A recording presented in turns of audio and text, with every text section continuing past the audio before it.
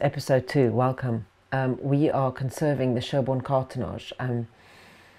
Don't worry if you didn't know that there was an episode 1. There is. It's on the British Museum's YouTube channel.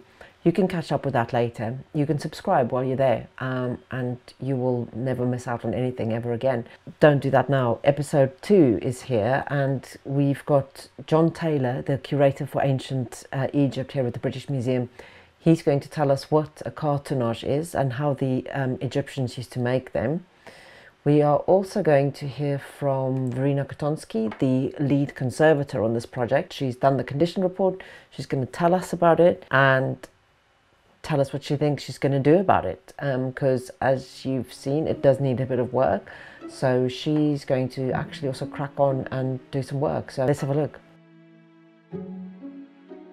From examining other ancient cartonnage cases, we understand quite well how the ancient Egyptians made them. Cartonnage is basically a term that describes a fabric made from layers of textile, which would be glued together, built up over a kind of core or former, and would be moulded into the desired shape. And we know the Egyptians were using this material as early as 2000 BC. They often made mummy cases out of cartonnage in a single piece, which would fit snugly round the whole body. And to do that, they would create, first of all, a core, a former, in the shape of the mummy. And this would be made out of soft, wet mud mixed with straw.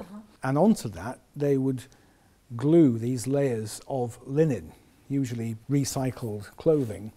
The number of layers could vary, sometimes only about 6, sometimes 20 or more. And then once they'd built up enough layers, they would plaster the outer surface to create a barrier which could then receive painted decoration. And the core would be removed by opening the back of the case and pulling out the mud and straw in pieces.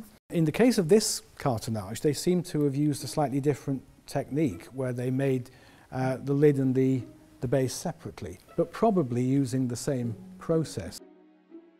We don't have much information on what happened to the cartonnage since it was removed from the burial environment and before it came to the museum in 2018. But judging from the dirt or dust deposition pattern and the way it slumped on its support, we suspect that it must have been kept upright at some point, and we suspect that in this upright position it was exposed to high levels of relative humidity, causing the cartonnage to soften and then slump under its own weight, resulting in this crease here. Also, quite substantial mechanical impact then caused further damage, for example, these tears here, but also areas of loss. Overall, I think the cartonnage is fairly complete, but there are a few areas of loss which we can already see. The full extent of the loss will only become clear once it's reshaped. One example for an area of loss is here a face. We seem to be missing the nose, although John Taylor, the curator, hopes it might have slipped underneath. So we will see in the process of conservation whether there is a nose somewhere.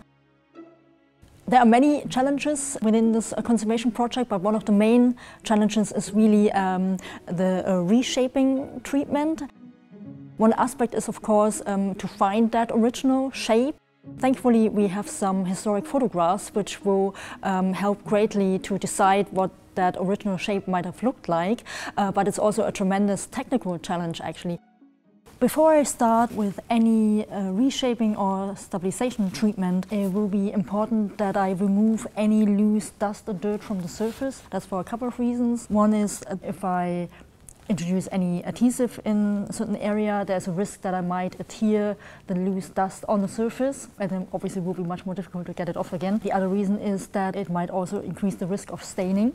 The surface is not varnished, so there is no protective coating on the surface. That means I need to be particularly careful when I'm lifting off the dust grains, for example, using a very soft brush. It's also a matte paint that suggests to me that the binder content is very low, and some of the pigment grains might be exposed or have only very low adhesion between the pigment grain and the substrate.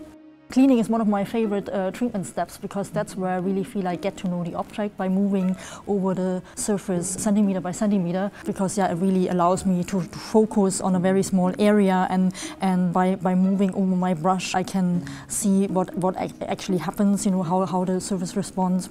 It just gives me a better understanding of what condition the object is. The thing that really amazes me about conservators in general, and Verena specifically, is their incredible attention to detail. I mean, they document everything while they're working on an object. She's documenting exactly where each piece was found on the cartonnage, because there are a few little pieces that have become detached and they're just kind of floating around. So before she moves the cartonnage off, she makes sure that every single piece is documented, and she told me that she hopes that she might find a place for them and put them back. So that's quite a 3D puzzle, isn't it? But yeah, anyway, that was episode 2. Thank you very much for joining us. Join us again next week when we have a look at episode 3 of how we conserve a cartonnage.